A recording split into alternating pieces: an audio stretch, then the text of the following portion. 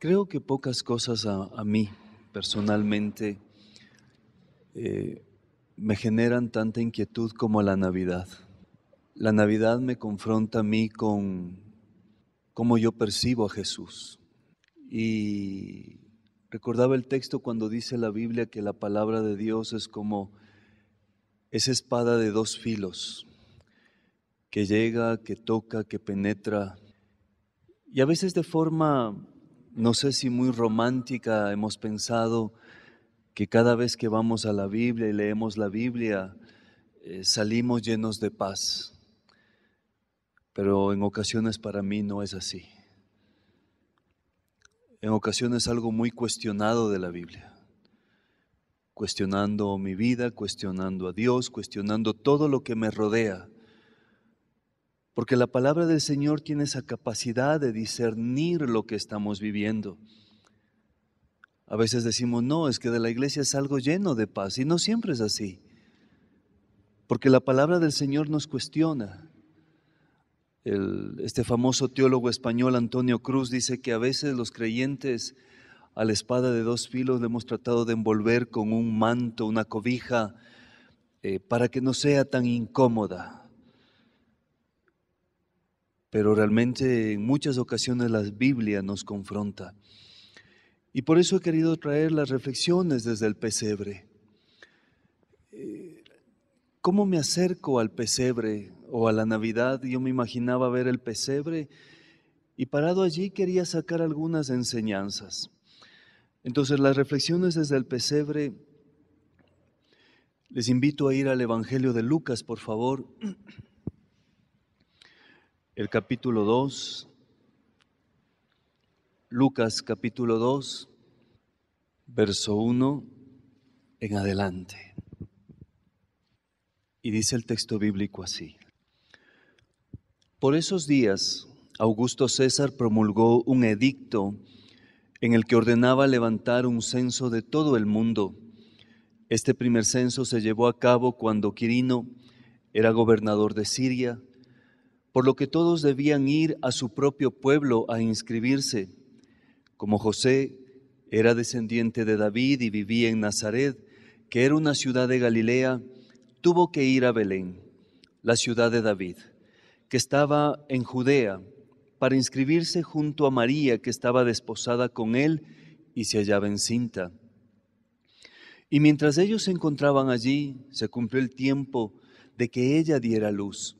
Y allí tuvo a su hijo primogénito y lo envolvió en pañales y lo acostó en un pesebre porque no había lugar para ellos en ese albergue.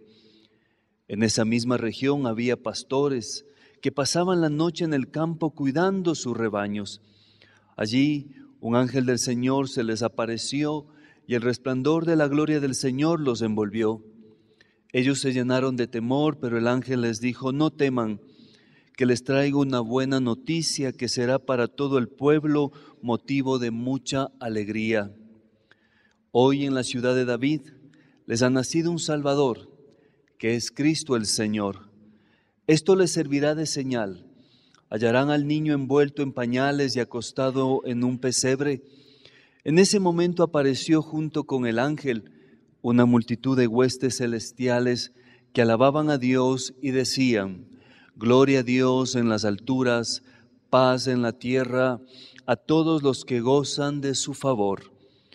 Cuando los ángeles volvieron al cielo, los pastores se dijeron unos a otros: vayamos a Belén y veamos esto que ha sucedido y que el Señor nos ha dado a conocer. Así que fueron deprisa y hallaron a María y a José, y el niño estaba acostado en el pesebre. Al ver al niño, contaron lo que se les había dicho acerca de él. Todos los que estaban escuchando quedaron asombrados de lo que decían los pastores. Pero María guardaba todo esto en su corazón y meditaba acerca de ello. Al volver los pastores iban alabando y glorificando a Dios por todo lo que habían visto y oído, pues todo había sucedido tal y como se les había dicho. Creo que, mis amados, que pocas partes de la Escritura a mí me confrontan tanto como la Navidad. Me confrontan tanto porque en muchas ocasiones nos deja ver cuánto necesitamos crecer para alcanzar la madurez cristiana. Aún estando años en la vida de la fe, uno necesita seguir aprendiendo y creciendo. Creo que el mensaje de la Navidad para mí es como esa espada de dos filos que habla la Biblia, que llega, toca, penetra hasta lo más profundo de nuestro ser y nuestro corazón.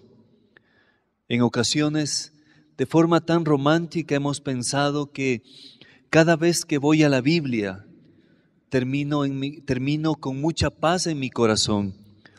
Y no siempre es así. En ocasiones vamos a la Biblia y terminamos inquietos, intranquilos, en ocasiones confusos, porque no sabemos lidiar y procesar lo que la Biblia me está diciendo.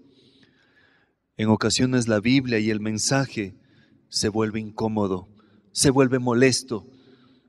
Pero esa es parte de la vida del creyente, que a través de la palabra seamos confrontados y motivados a crecer. Por eso cuando voy al pesebre y a la historia del Belén, lo primero que encuentro es un pesebre de indiferencia. Me planteaba una pregunta y decía, ¿Jesús quería nacer en un pesebre? ¿Cómo sus padres José y María o cualquiera de nosotros en el justo juicio quisiéramos que nuestro hijo naciera en un pesebre? Y cuando vamos a la Escritura, ellos no querían que su hijo nazca en un pesebre. La orden fue que dejaran su ciudad para ir a un censo. Y cuando estaban en este lugar, empezó la labor de parto. En ese momento, José y María, me imagino que en medio de los dolores, la angustia y la ansiedad, comenzaron a golpear las puertas para decir, permítame quedarme en este lugar. Deme una posada, necesito quedarme. Mi esposa está a punto de dar a luz. Y la gente que estaba allí le decía, no hay lugar para ti en esta casa.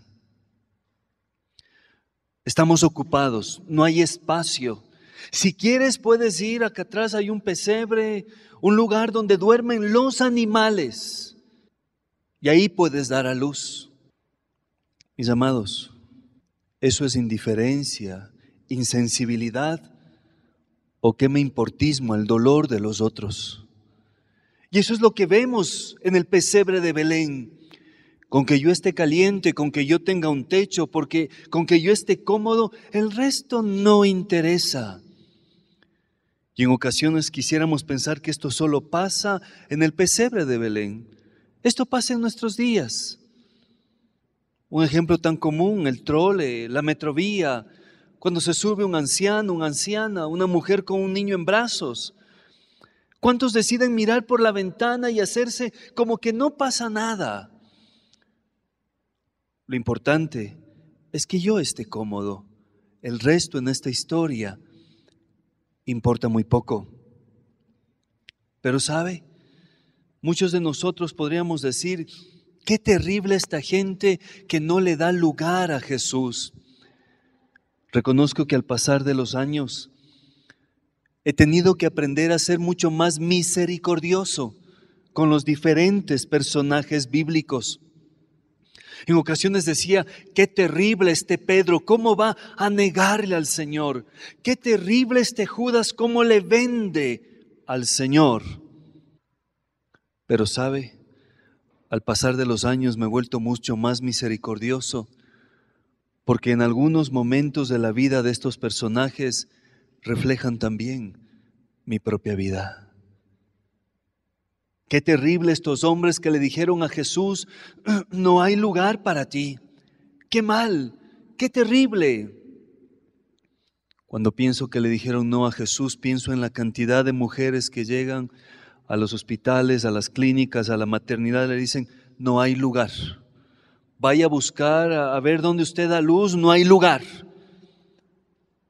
Pero sabe, podríamos decir que estos hombres y mujeres de Belén tenían un corazón tan duro que no le daban lugar a Jesús. Pero al terminar este año, les invito a reflexionar en cuántas ocasiones nosotros también le hemos dicho a Jesús que no. En cuántas ocasiones nosotros, sabiendo bien lo que teníamos que hacer, hemos decidido decir que no. Hemos decidido hacer lo que yo pienso, lo que a mí me parece. Y Jesús, sí, es importante o eres importante en mi vida. Pero en esto, Señor, yo tomo las propias decisiones. Y Jesús se vuelve un espectador de nuestras decisiones. No olviden ustedes que el mayor acto de amor para mí es respetar la decisión del otro. Y en ese acto de amor Jesús también decide respetar las muchas ocasiones donde le hemos dicho a Jesús, no, no hay lugar para ti, no tengo tiempo para ti. Parece ser que es la misma insensibilidad de los personajes bíblicos que habla el relato de Lucas. Un pesebre de indiferencia. Pero ¿sabe? También cuando voy al pesebre de Belén, es un pesebre donde Dios nos encuentra. En muchas ocasiones yo escucho decir a la gente, es que yo encontré a Dios, es que yo busqué a Dios.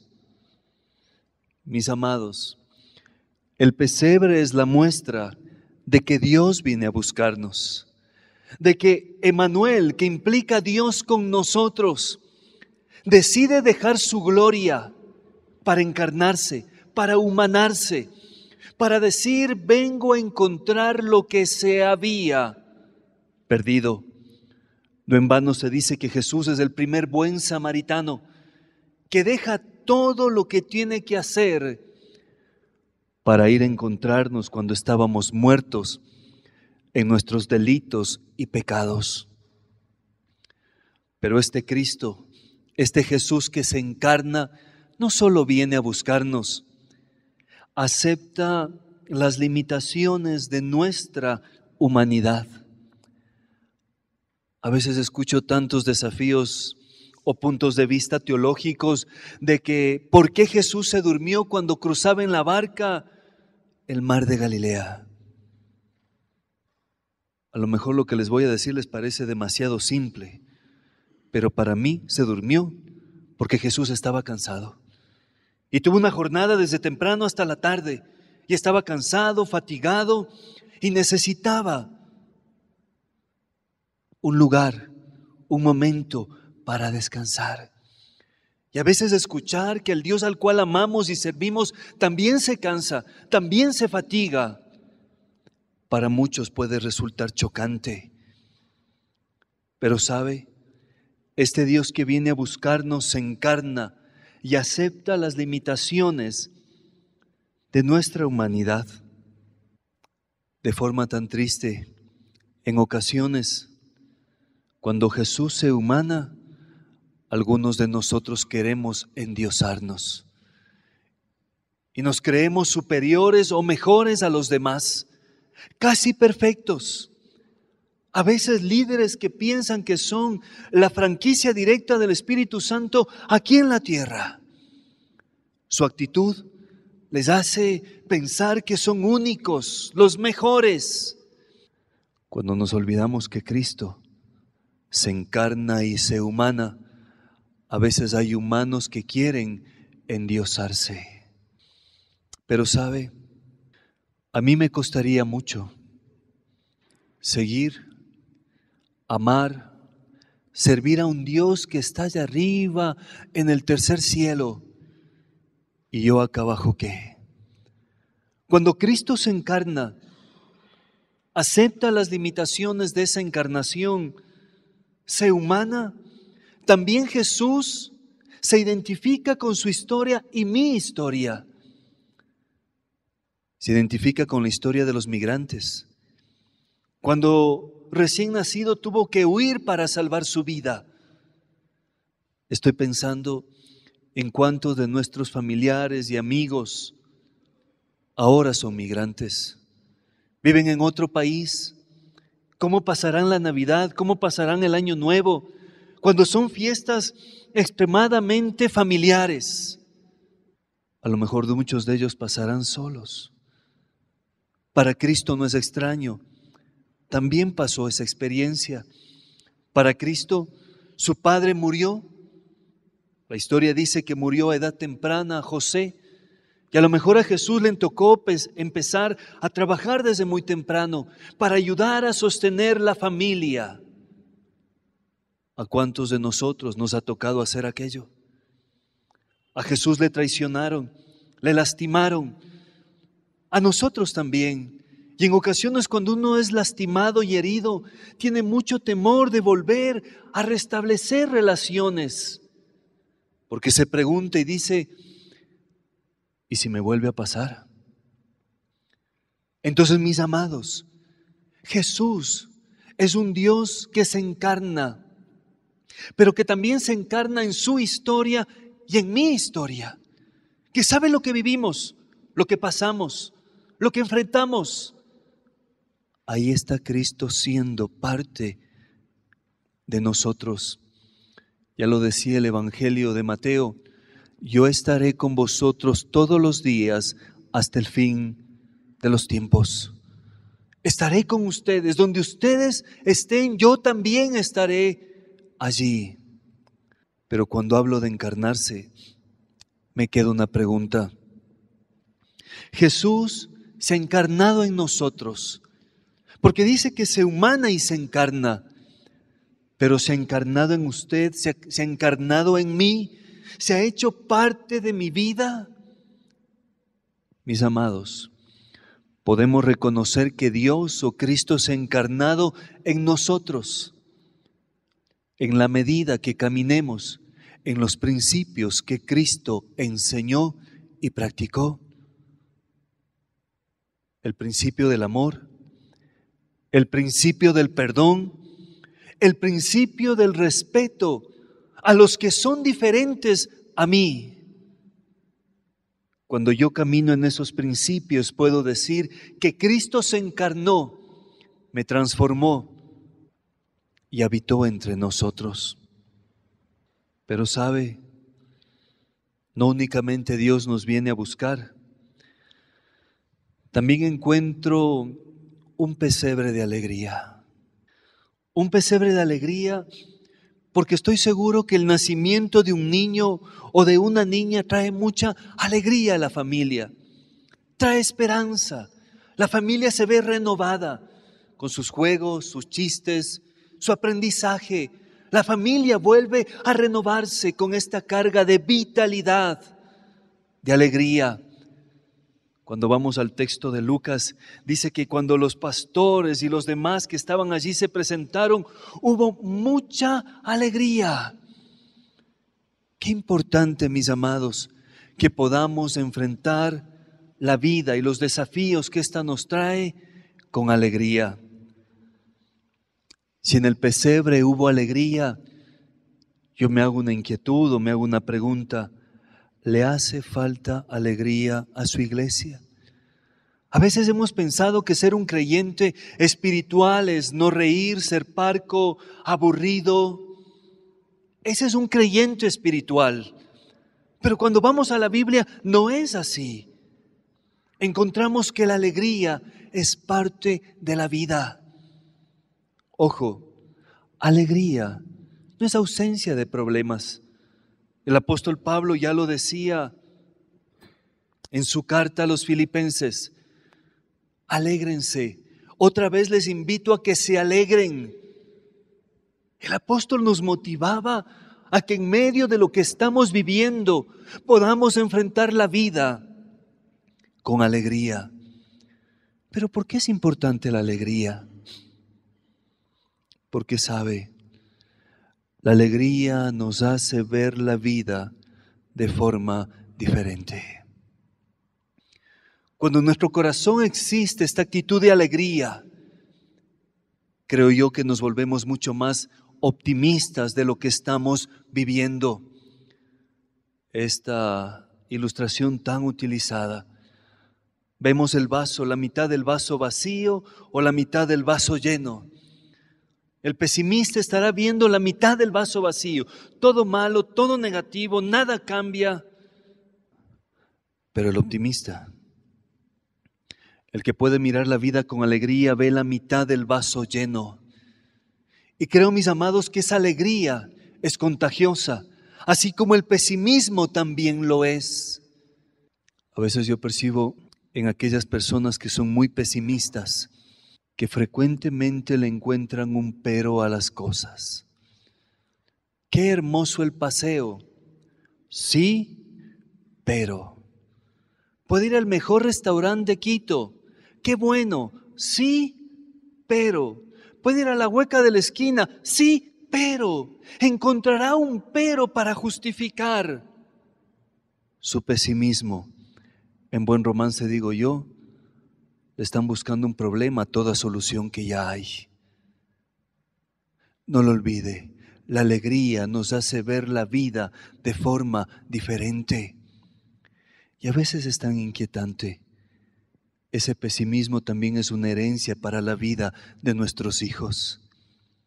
A veces uno puede escuchar a niños, adolescentes, con un discurso ya, perdón que use la palabra ya, pero ya de adultos, de viejos, ya.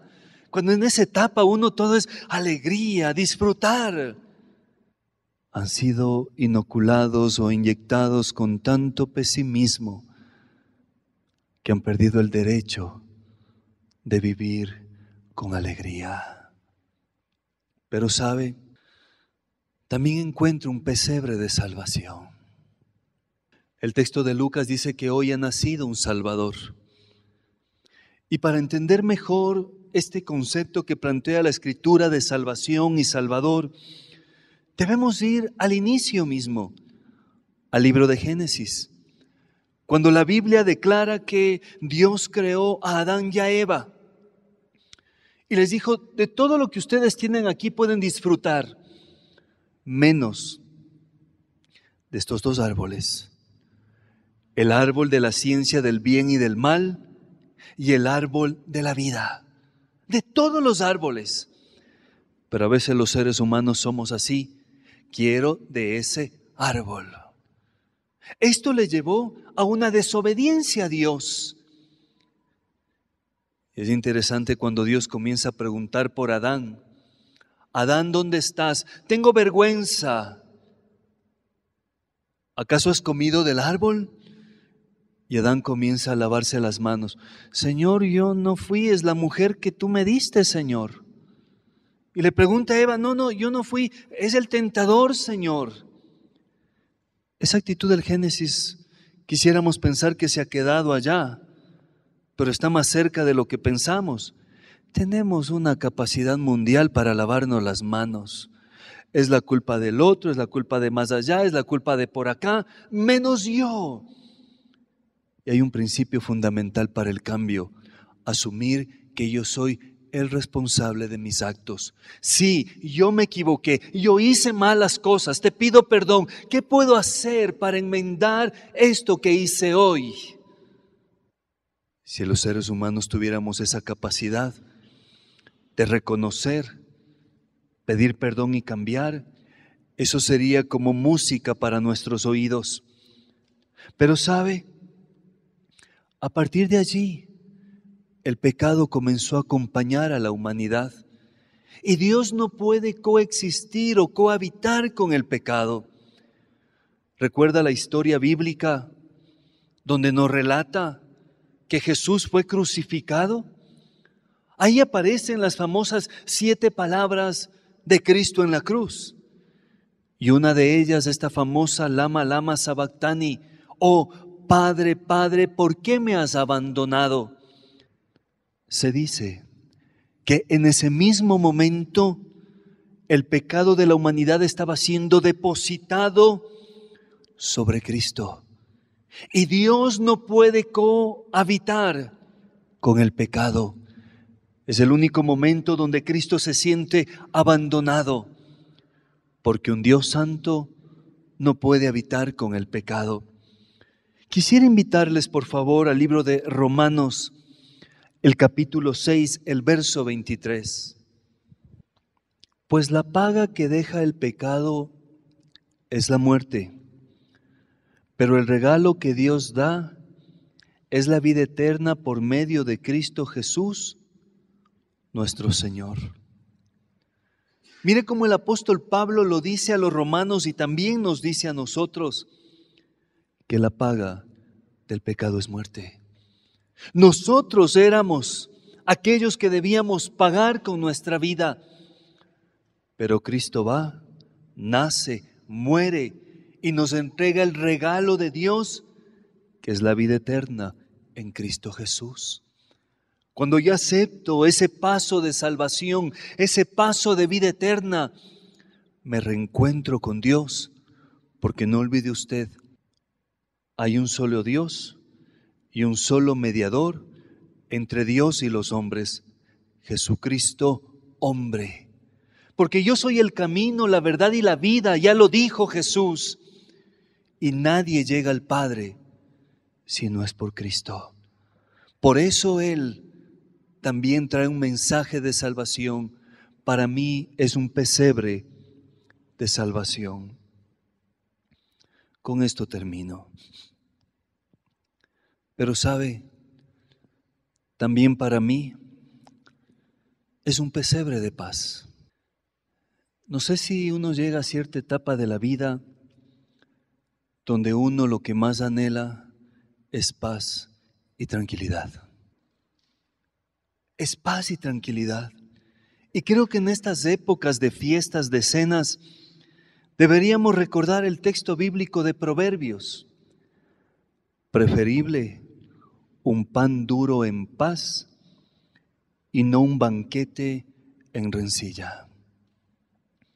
Preferible un pan duro en paz y no un banquete en rencilla.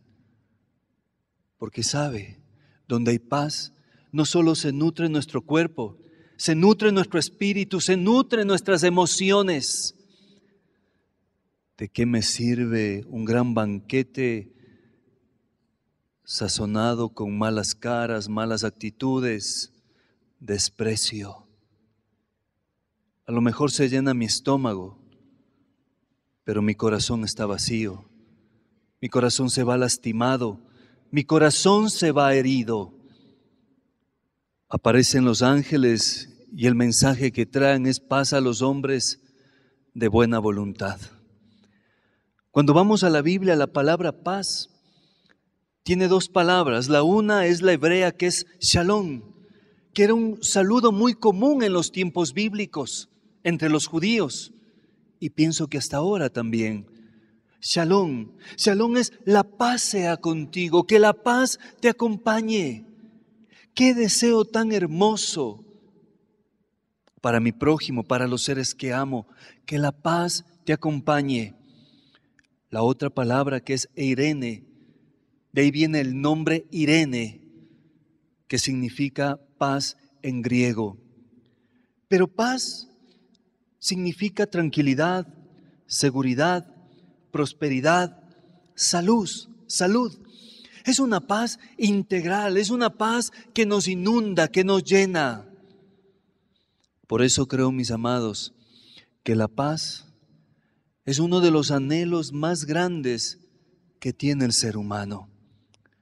Pero en ocasiones nuestros corazones están afligidos por la falta de paz. Pienso que nos quita la paz las preocupaciones, nos quita la paz el resentimiento, el dolor, la amargura, la envidia. Nos quita la paz y esos corazones se sienten afligidos e intranquilos por la falta de paz. Por eso usted se podrá encontrar en la vida con personas que están en guerra con todo el mundo. Conflicto en el trabajo, en la casa, los vecinos, la familia, los amigos. ¿Dónde encuentran un momento de paz? Mientras leía esto venía a mi mente la frase de Mahatma Gandhi o Alma Grande. La persona que no está en paz consigo misma será una persona en guerra con el mundo entero. La persona que no está en paz consigo misma será una persona en guerra con el mundo entero. En algunos contextos cristianos no se ha valorado mucho la vida de Gandhi. Y necesitamos recordar que en algún momento Gandhi abrazó la fe cristiana. En algún momento de su vida se traslada a vivir en África y se hospeda en la casa de una familia cristiana. Pero él ve ahí tantas cosas. Era una familia elitista, racista, maltratante y humillante con los que le rodeaban. Así es que Gandhi se desencanta tanto de los cristianos. Por eso él, cuando abandona su fe cristiana para abrazar otra fe, él termina diciendo: creo en Cristo, pero no creo en los cristianos. Si revisamos la vida de Gandhi, muchos de los principios de paz, de ser un pacificador, los ha tomado de la Biblia, sobre todo del Sermón de la Montaña. Bienaventurados los pacificadores, porque ellos serán llamados hijos de Dios.